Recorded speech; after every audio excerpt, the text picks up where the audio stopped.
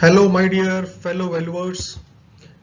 My name is Abhishek Singhal, and I am a property valuer and have recently passed my IBBI land and building valuation in December 21.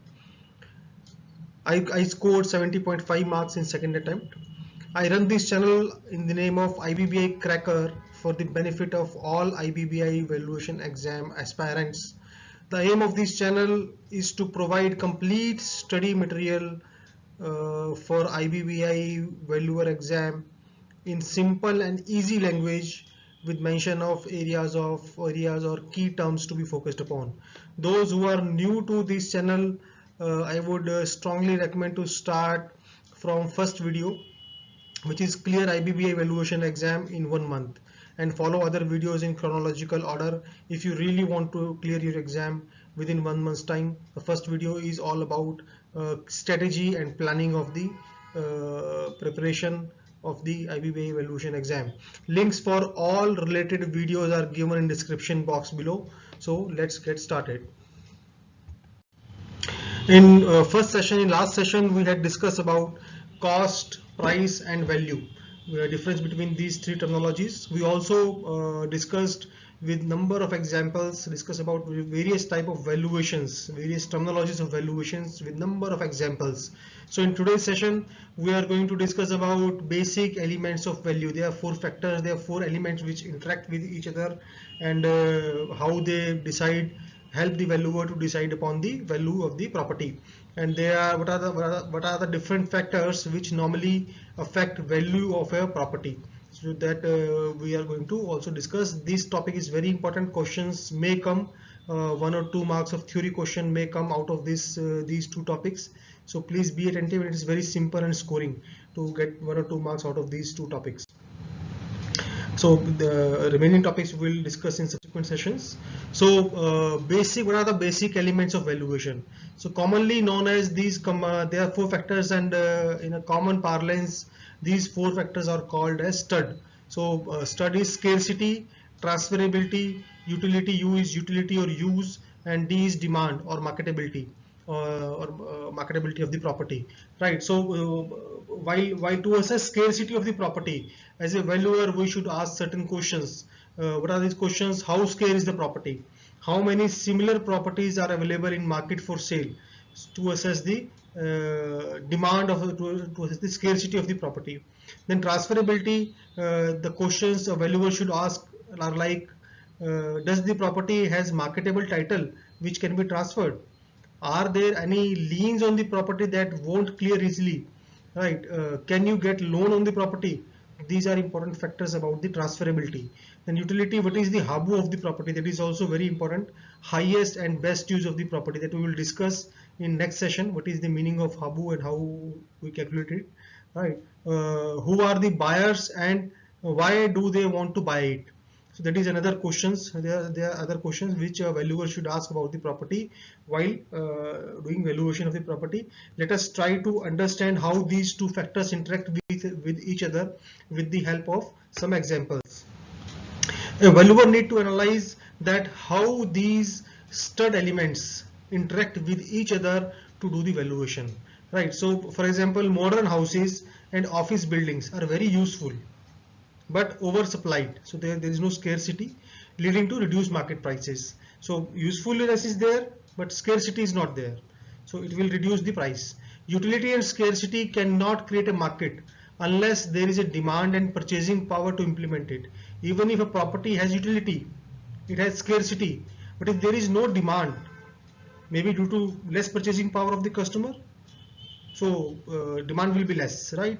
If there is no transferability, demand is ineffective. A property which cannot be transferred, so even if it has huge demand, it has no meaning. A property high in demand but low in supply, right, is likely to be expensive. So transferability, scarcity is there and demand is there, then price will go up. So what are the four factors which affect the valuation of the property? These are the four major factors, like social factors, legal factor, physical factor, and technical factor. So I commonly remember these four factors as a common terminology of slept, SLEPT. So you can remember these four factors. One question you can expect out of these four factors. Any type of factor might have been given in the exam, and examiner may ask you what type of factor is this. So categorization of factor is important. So let us understand what type of factors fall in which category of the as mentioned in this slide. So first of all, social factors. Social factors include situation, location of the property, right? Locality of the property, then poor class, middle class, posh class. That will also affect the valuation of the property. What is the how is the locality of the property? Is it poor or middle or posh class? What is the living standard of the residents of the locality?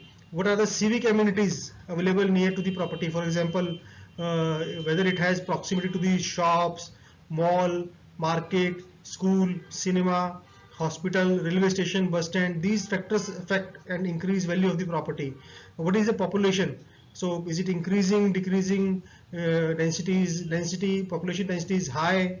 How population is growing, what is the level of consumption, is it increasing or decreasing? These factors also affect property valuation. Then prestige aspect, right? So prestigious building, prominent locations like Seven Race Course in Delhi, neighborhood of a film star, if a property is available to adjacent to the house of Amitabh Bachchan, right, or Anil Ambani or Mukesh Ambani, so it may have higher value. Racial habitation, Parsi colony, Hindu colony, Muslim colony. Then personal factors, sentimental consideration, Vastu, Feng Shui. So these factors also affect and fall under social category. Then there could be stigma factors also, like some people are thinking that the house is haunted, or there was a Kabristan on the land on which the property is constructed.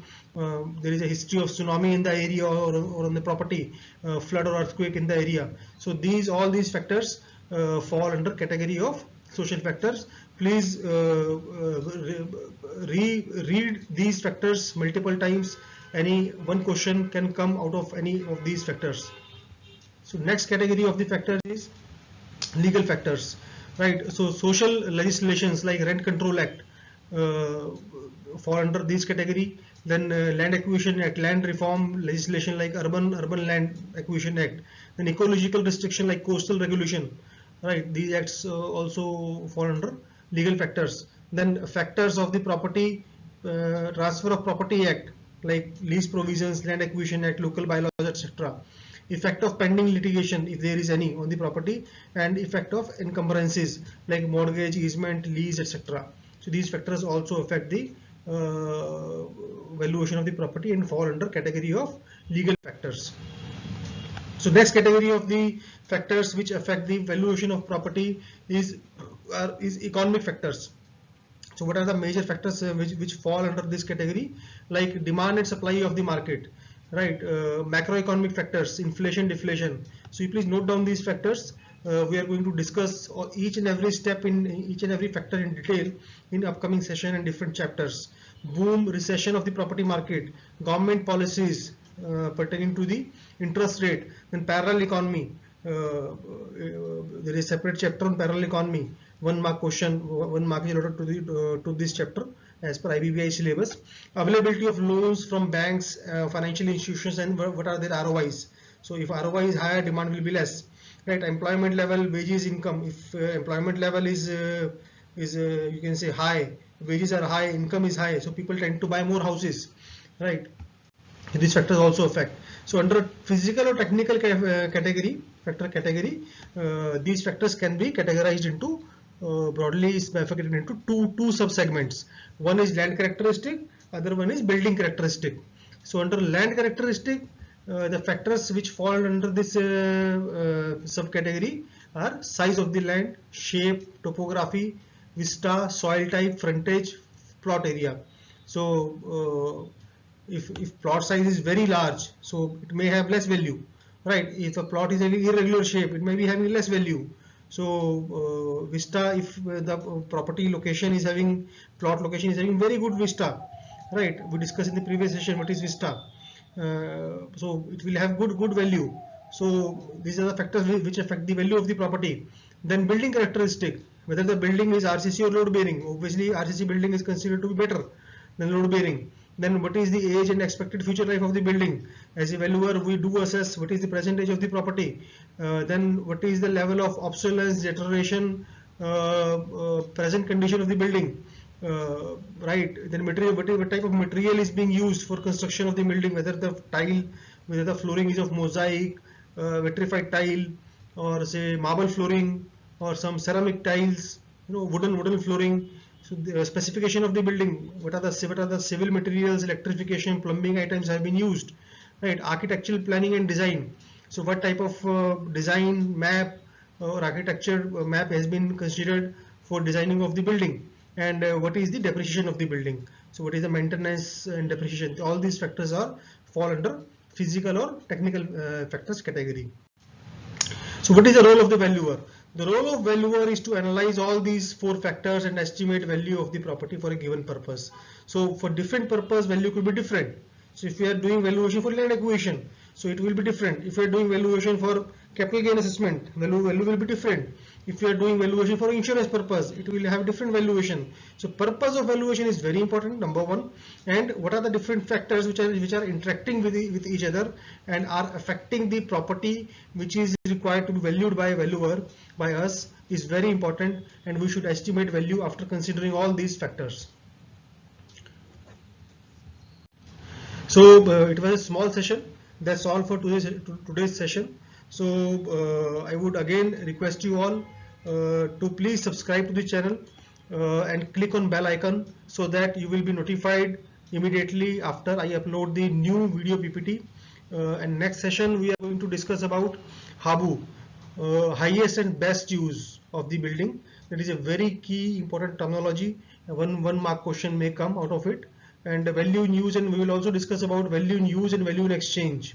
Right, we will also discuss in detail about what is real property, what are the rights and interests in real estate, types of ownership, types of occupancy in real estate. So this is going to be a heavyweight session, so please be prepared. Maybe it may take more than 30 minutes time. So thank you all, thank you for watching this video, and keep learning, keep studying. See you in next session. Thank you.